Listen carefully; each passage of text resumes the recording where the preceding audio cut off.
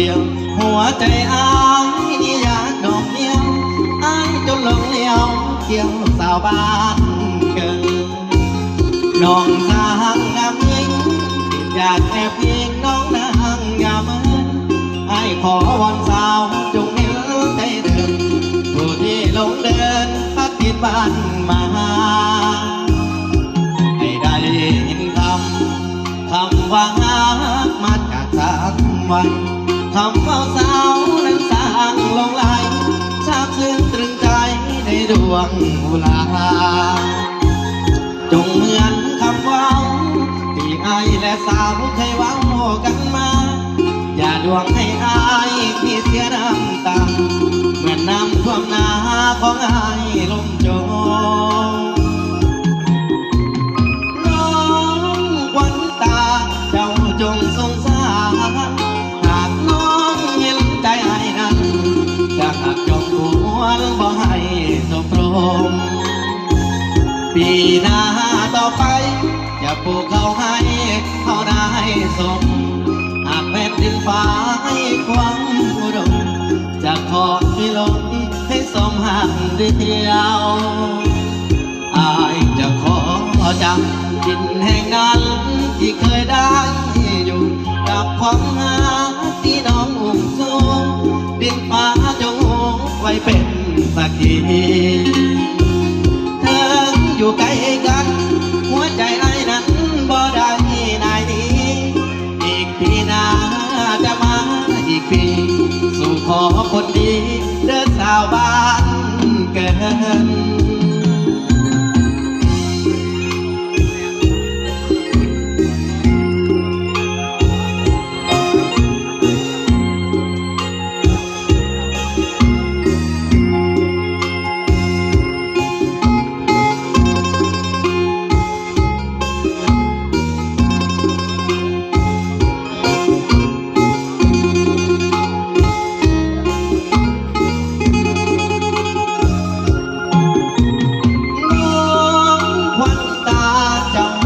สงสารหากน้องเห็นใจไอ้นั้นจะหักจงควรบ่ให้สมรมปีหน้าต่อไปจะปลูกเขาให้เขาได้สมหากแผ่นดินฟ้าให้ความอุดมจะขอที่ลมให้สมห่างเดียวอ้ายจะขอจำดินแห่งนั้นที่เคยได้อยู่กับความรักที่น้องอุ้มสูงดินฟ้าจงไว้เป็นสักขีเธออยู่ใกล้กันหัวใจไอ้นั้นบ่ได้นายนี้อีกปีหน้าจะมาอีกปีสู่ขอคนดีเดินสาวบ้านเกิน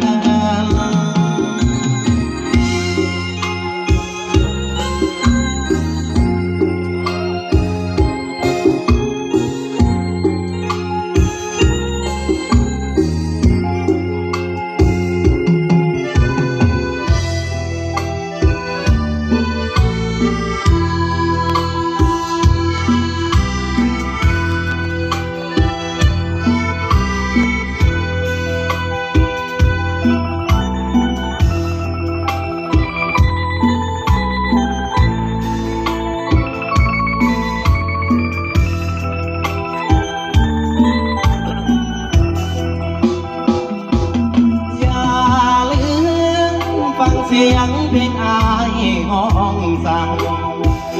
ก่อนจากมนนาอายยังเคยให้สัญญาว่าจะหักนาหักเดียวตลอดชีวาหากผู้ใดลืมลาฟ้านั้นช่วยลงโทษให้อย่าลืมฟังเสียงเพลงอายห้องส่ง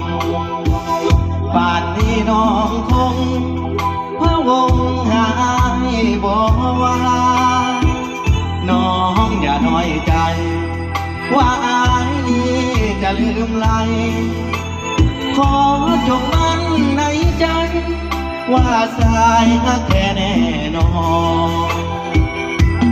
น้อง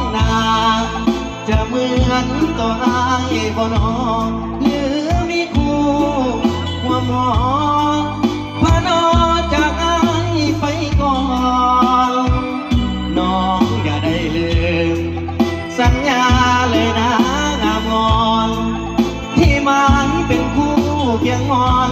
ห่วมบังอ่อนตลอดชีวา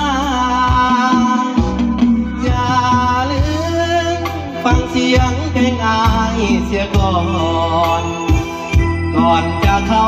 นอนห้องวอนมากล่อมนิทราขอให้น้องนอนฝันดีเถิดนะแก้วตาขอน้องอย่าลืมลา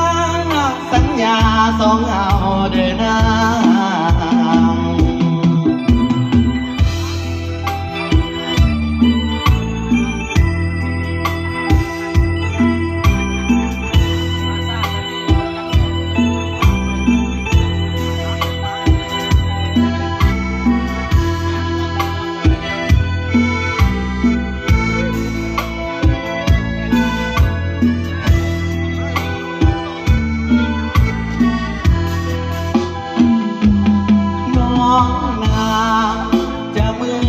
ตัวอายบ่นอ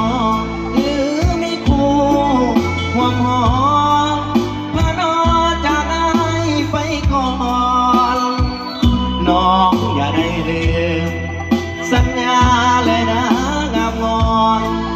ที่หมายเป็นคู่เคียงมอนห่วงบังอ่อนตลอดชีวาอย่าลืมฟังเสียงเพลงอายเสียก่อนก่อนจะเข้านอนห้องวอนมากล่อมนิทราขอให้น้องนอนฝันดีเถิดนะแก้วตา